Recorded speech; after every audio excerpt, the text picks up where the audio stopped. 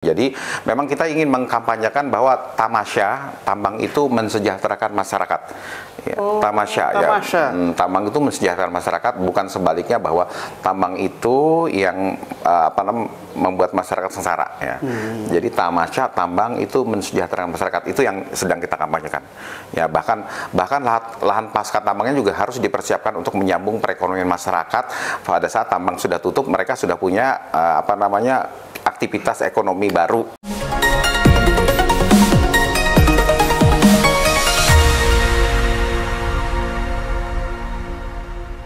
Dari Kantor Dinas Energi dan Sumber Daya Mineral Provinsi Kalimantan Timur, bincang tipis-tipis kembali menjumpai Anda bersama saya, Herman Tale Daulay, di channel Tale Tries Info. Di channel ini, berbagai isu terkini yang menjadi perhatian publik dan narasumber yang kita hadirkan untuk membahas isu tersebut akan kita iris-iris menjadi tipis-tipis. Masih terkait asta citanya Pak Prabowo, terutama pada butir kedua, di situ ada penekanan kemandirian pangan dan energi. Untuk itu sangat relevan kita bisa berbincang tipis-tipis dengan Pak Bambang, pucuk pimpinan Dinas SDM di Provinsi Kalteng, yang gencar belakangan ini menggelar program budidaya tanaman pangan di areal pasca tambang. Tidak tanggung-tanggung, beliau bersama Sleng, grup musik ternama dari ibu kota, melakukan tanaman bibit padi di Kutai Kartanegara minggu yang lalu, belum lama ini, sebagai wujud kepedulian beliau keberlanjutan pada lingkungan. Ya kan, selama ini kan pasca tambang itu disebut termarginalkan, terlantar. Beliau tidak ingin itu, tetapi bisa mendapatkan manfaat luar biasa dari situ. Pengelolanya bisa budidaya tanaman pangan, jagung dan padi. Itu artinya memang Kaltim ini selalu saya katakan anugerah kekayaan alam yang tak bisa dilukiskan dengan kata-kata. Dia bisa punya minyak di dalam tanah, juga punya minyak di atas tanah, sawit. Dia bisa menambang batu bara di bawah tanah, juga bisa menambang jagung cabai di atas tanah, kan gitu. Terbukti. Untuk itu kita langsung ke panjang lebar lagi, berbincang tipis-tipis dengan Pak Bambang.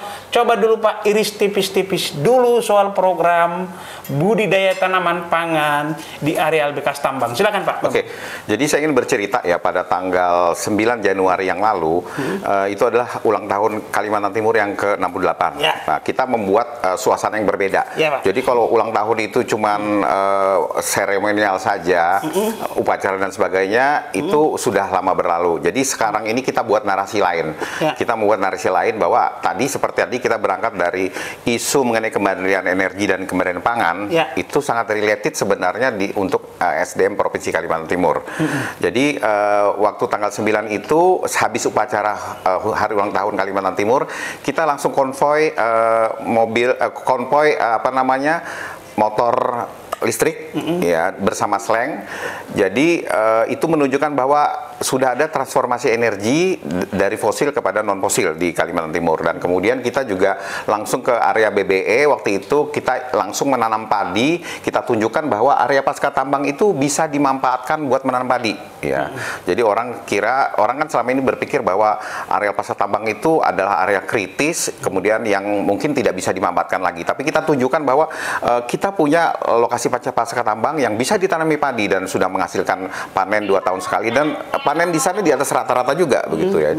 Jadi ini menunjukkan bahwa sebenarnya transformasi tadi dari tambang kepada pasca tambang ini yang sudah kita siapkan untuk kemandirian pangan dan kemandirian energi di Kalimantan Timur. Bapak ini menganut prinsipnya apa nih? Orang Batak. Don't say it, but show it. Bapak tidak mengatakan, tapi menunjukkan langsung dengan ini. Kalau kontong batik itu bahasa Bataknya itu. Jadi mendingan kasih percontohan. Satu contoh lebih bagus, lebih konstruktif daripada beribu-ribu konsep, ya kan? Ya, sebenarnya juga kita sudah semenjak PJ Gubernur Pak Malik memang mengkampanyekan ini. Jadi beliau ingin supaya lahan kritis itu tidak ada lagi lahan pasca tambang. Kita punya lahan pasca tambang sekitar 200.000 hektar, dan ini harus dimanfaatkan untuk tanaman pangan. Nah, termasuk kita punya void 570 void yang ini kemudian harus dimanfaatkan untuk perikanan darat. Nah, ini juga dikampanyekan terus sama beliau. Sebelumnya juga kita sudah mengunjungi beberapa perusahaan tambang, misalnya ke Kitadin. Kitadin punya punya sekitar 70 hektar yang sudah ditanami padi, lahan pasca tambangnya, dan dimanfaatkan oleh kelompok-kelompok tani untuk kesejahteraan mereka. Ini juga kita juga sudah ke Braukul. Braukul juga ada programnya Kembang Mapan, dan Kembang Mapan ini juga luas, punya void yang juga ditanamin, punya lahan pasca tambang yang juga ditanamin kakao, dan juga ditanamin perikanan darat untuk voidnya sekitar 20.000 hektar. Ini merupakan contoh nyata bahwa sebenarnya lahan pasca tambang itu bisa digunakan untuk ketahanan ekonomi. Oke, trennya gimana Bapak lihat? Oh, semakin menaik, dan sepertinya semuanya juga ini menginspirasi semuanya. Terakhir kemarin kita ke Kutai Barat dengan Pak Gubernur, kita juga meninjau grupnya Turbaindo Mining. Di situ juga kita melihat bahwa mereka juga punya lahan pasca tambang yang digunakan untuk ketahanan pangan. Ya. Oke, kita sekarang masuk ke pokok masalah dulu ya Pak. Pertama, tentu budidaya di bekas tambang dengan di lahan biasa ada pembedanya. Berbeda, ya. Karena saya awam memang, Abang kan udah di bidangnya ya. Ada namanya, kita dulu menakutkan itu, mencemaskan, ada logam berat, ada limbah cair, ada sulfur. Intinya orang yang makan ikan dari bekas konsumsi lapangan dari bekas tambang ini ada ketakutan, kecemasan. Bagaimana Bapak menepis itu bahwa itu aman dikonsumsi? Oh tidak. Jadi ini kita contohkan waktu kita makan ikan di Braukul. Bapak ikut makannya? Makan. Kita makan, Pak Gubernur semua makan ya. Jadi apa yang dikatakan orang ada logam berat di insangnya, tidak ada. Jadi itu tidak ada. Jadi memang juga standarnya sudah dilakukan oleh Braukul bahwa ada treatment untuk itu supaya sesuai dengan standar air baku. Setelah sesuai baru kemudian semua dilaksanakan. Jadi memang ada treatment dulu. Ya, treatmentnya dilakukan sekitar 3 tahun sampai 4 tahun sampai itu selesai. Bahkan karena memang luasnya juga sudah cukup luasnya besar ya, sekitar 30.000 hektar voidnya itu. Jadi memang ada treatment yang dilakukan sampai dia standar air baku, kemudian baru itu dilakukan perikanan darat di sana. Bahkan untuk Braukul itu sampai airnya sudah bisa diminum langsung. Jadi kita bisa, mereka ada punya semacam destilasi air untuk langsung bisa diminum, dan kita semua waktu itu sudah minum, termasuk Pak Gubernur sendiri, Pak PJ Gubernur langsung minum air dari kolam air tambang itu. Oke, sudah ada percontohan. Iya, ada percontohan ya. Jadi tentu juga dari segi kos budidaya, kan pengelolanya pasti untuk menormalkan, ya kan, deteksi, identifikasi, kan nggak main ujuk-ujuk main tanam aja. Iya, betul. Pasti ada identifikasi mutu tanah ya, Pak Bambang ya. Kalau saya salah mau diajari juga. Iya, betul. Kan karena ini kita pers ini kan bagian ini aja, publikasinya aja. Coba apa dulu Pak, iris tipis-tipis dulu soal bagaimana agar si petani ini juga kan, maaf ya Pak, petani konvensional juga kan. Iya, betul. Dia kan ada bekal ilmu pengetahuan juga untuk mengelola itu. Itu pembeda lahan tambang dan es tambang ini. Nah, jadi begini, memang mereka ini kan punya program namanya PPM, pengembangan dan pemberdayaan masyarakat, dan mereka punya dana di situ. Bagaimana dana mereka ini, mereka punya dana yang memang dialokasikan khusus buat pengembangan masyarakat itu. Jadi sebelum kelompok-kelompok tani tadi dibina oleh mereka lewat lahan pasca tambang tadi, lahan pasca tambangnya sudah mereka siapkan dulu ya, dalam beberapa tahun ya, seperti saya bilang tadi ada yang 4 tahun itu disiapkan dulu sampai topsoil, dan kemudiannya lahannya kemudian bisa subur untuk lahan pertanian. Nah, setelah itu mereka kemudian mengerjasamakan ini dengan kelompok-kelompok tani sampai panennya sekali setahun, kemudian dilanjutkan 2 kali setahun, bahkan sekarang udah 3 kali setahun, dan sudah di atas rata-rata panennya, bahkan per tonnya itu sampai 3,5 ton sampai 4,5 ton sekarang. Jadi biaya produksi sama laba masih masih dapat? Ketemu dan menguntungkan. Awal-awalnya semuanya dibantu oleh perusahaan, lama-lama dilepas setelah semuanya bisa, namanya pemberdayaan kan. Ya, karena alat untuk yang bekas tambang sama yang non tambang tadi kan pasti sudah beda. Ya, jadi mereka memang di awal yang melakukan treatment tanahnya dari dana perusahaan, setelah hasilnya sudah bisa dinikmatin, sudah bisa panen normal, dan sampai kemudian panennya di atas rata-rata padi sawah itu kemudian dilepas oleh perusahaan. Jadi petaninya semakin mandiri. Ini amal jari loh Pak Kadis. Kalau nanti bekas tambang yang tadinya bisa membahayakan, Iya. diubah menjadi menguntungkan, minimal mendatangkan oksigen atau dengan ya memang itu kampanye yang dilakukan oleh Pak PJ Gubernur Pak Akmal Malik begini bahwa memerdekakan lahan kritis pasca tambang. Ya kita tahu bahwa lahan pasca tambang itu banyak yang mengakibatkan berita sedih, misalnya meninggal anak, meninggal di kolam tambang. Nah Pak Gubernur nggak mau kayak gitu. Sekarang semua dijaga, kalau bisa dimanfaatkan masyarakat, ya begitu. Yang kalau misalnya tidak bisa dimanfaatkan masyarakat itu ditutup. Tapi kita ingin semuanya dimanfaatkan tadi karena semua punya potensi, begitu ya. Semua potensi yang seperti kita sampaikan tadi. Jadi memang kita ingin mengkampanyekan bahwa tambang itu mensejahterakan masyarakat. Ya, tamasya. Tambang itu mensejahterakan masyarakat, bukan sebaliknya bahwa tambang itu yang membuat masyarakat sengsara. Ya. Jadi tamasya tambang itu mensejahterakan masyarakat, itu yang sedang kita kampanyekan. Ya bahkan lahan pasca tambangnya juga harus dipersiapkan untuk menyambung perekonomian masyarakat. Pada saat tambang sudah tutup, mereka sudah punya aktivitas ekonomi baru setelah itu.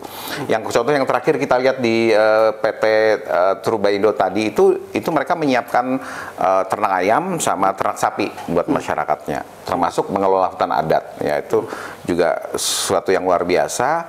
Kemudian kita juga banyak di tempat lain, misalnya di MHU lahan pasca tambangnya juga buat pertanian, lahan tambangnya juga menanam lengkeng, lahan tambangnya juga dipakai buat peternakan sapi, juga menanam pakan sapinya odot di situ.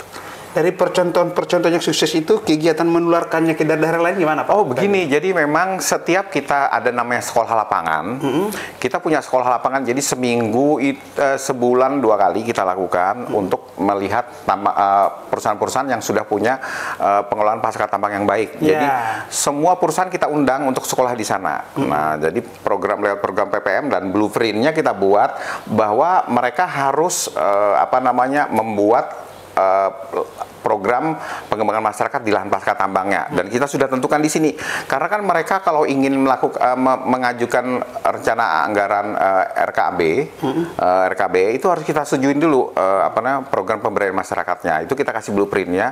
Jadi mereka pasti mengikutin, pasti mengikutin, dan kemudian setiap kita melakukan sekolah lapangan itu pasti perusahaan-perusahaan lain itu ikut. Nah, jadi ini memberikan inspirasi bagi perusahaan-perusahaan lain. Jadi yang mana bagus programnya langsung ditiru dengan program ATM, amati, tiru, dan modifikasi. Jadi mereka bisa langsung melaksanakan kemudian apa yang memang bagus di tempat yang lain. Jadi mayoritas lahan bekas tambang di Kaltim ini bisa dibudidayakan? Bisa. Baik itu tambangnya kita lihat di Mugirejo tadi kan jagung ya. Kemudian di di Braukul itu coklat. Oh jadi nggak seragam dia Pak. Mungkin di bekas ini cocoknya cabai, di sana semangka. Begitu.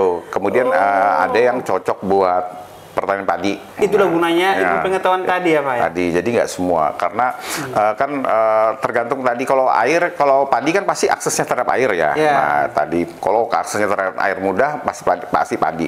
Nah tapi kalau misalnya ternyata ini cocoknya buat lengkeng, ini cocoknya buat coklat. Nah yang kita juga sangat dukung itu misalnya Braukul. Braukul itu dari ulu sampai hilirnya, coklatnya mereka tanam, masyarakat yang mengelola, kemudian sampai ada gerai-gerai coklatnya di sana. Pak, Pemprov juga harus menyediakan pasar juga loh Pak Pekernya. Jangan sampai nanti Bapak suruh berproduksi tapi tidak disiapkan pasarnya. Nanti dibuang lagi pinggir-pinggir jalan nanti. Itu tadi sebenarnya begini ya. Jadi kita juga sudah yang menjelaskan kolaborasi itu penting ya. Kolaborasi kita juga memang bekerja itu dengan kolaborasi. Jadi memang Pemprov itu menciptakan policy dan kebijakan yang mendukung itu, dan memang kita tahu bahwa ini adalah ranah dari swasta untuk bagaimana memberikan masyarakat, kemudian membuat pasarnya, dan kemudian kita Pemprov itu tugasnya bagaimana membuat policy dan kebijakan-kebijakan yang mendukung semua itu. Oke, ini kan Pak, lahan bekas tambang ini kan luas. Iya. Jumlah petaninya untuk menggarap cukup nggak Pak di Kaltim ini? Itu tadi pendekatannya masing-masing ya. Jadi dengan teknologi, teknologinya, mekanisasi. Jadi mereka juga kan mendekati teknologi. Jadi sudah ada kayak di Kitadin kan itu ada irigasinya sudah sumur suntik begitu. Jadi dengan itu nanti bisa 3 kali setahun gitu, lagi 2 kali. Jadi sudah mulai pakai teknologi. Terakhir ini Pak, peluang dan tantangan berbudidaya di pasca tambang ini secara ini Bapak ini? Kalau peluangnya pasti ada ya. Nah, tantangannya memang karena memang lahan pasca tambang ini kan menjadi wewenang pusat masih ya. Oh, perizinan legalitasnya. Karena lahan pasca tambang ini yang paling banyak adalah lahan pasca tambang batu bara ya. Ya. Perusahaan batu bara. Dan perusahaan batu bara ini masih kewenangan pusat. Ya. Jadi memang untuk supaya ini diserahkan ke masyarakat dan sebagainya itu perlu dorongan lagi dan perlu diskusi dengan pemerintah pusat untuk ini supaya lahan pasca tambang ini yang sudah dikelola ini bisa bisa diserahkan untuk kemakmuran masyarakat. Satu lagi nih Pak, ini terakhir dibincang tipis-tipis itu 3 kali terakhir baru terakhir sebenarnya baru sekali terakhir. Baru sekali terakhir ya. Ya kan harus terakhirnya ini di suatu saat kan ini kan energi yang tidak terbarukan, ya kan. Jadi gimana mau nggak mau pertanian ini menjadi keberlanjutan gitu loh. Iya, dulu kan Bapak punya kayu luar biasa Kaltim ini. Iya betul. Habis. Batu bara juga kan habis. Akan habis pula. Akan habis pula. Tapi kalau pertanian kan sepanjang masa. Sepanjang masa. Jumlah penduduk bertambah, peluang pasarnya semakin ini. Ya. Selagi orang butuh makan ya pertanian pasti ada. Apalagi ada makan gizi gratis sekarang ini. Iya betul. Kan bisa jadi petani-petani, kangkung-kangkung petani, pekarangan-pekarangan rumah bisa ditanamin untuk makan bergizi gratis ini. Gimana? Itu memang dipacu dari keprihatinan bahwa Kalimantan Timur ini penyebab inflasinya adalah kangkung dan cabai. Ya. Jadi itu salah satu, padahal ini salah satu anomali. Padahal kan kita tahu bahwa lahan kita sangat luas ya. Lahan kita sangat luas dan kemudian inilah yang menyebabkan Pak pejabat gubernur mengkampanyekan untuk menanami lahan pasca tambang itu. Nah, jadi dengan sistem kolaborasi. Bahkan apa namanya masyarakat dan anak-anak sekolah juga diwajibkan buat menanamin lahan pasca tambang itu. Jadi gerakan-gerakan ini yang kita sambut dengan gegap gempita bersama-sama. Tadi seperti yang saya bilang, Pak, peluangnya banyak, tantangannya juga ada karena ini kebijakan pasca tambang ini adalah kebijakan pemerintah pusat untuk penyerahannya.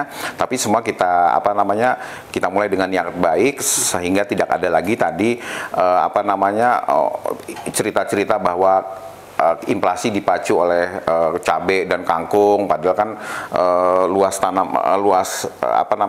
lahan kita yang ditanamin ini cukup banyak gitu. Demikian bincang tipis-tipis dengan Pak Bambang Arwanto, Kepala Dinas Energi dan Sumber Daya Mineral Provinsi Kaltim. Sampai bertemu kembali.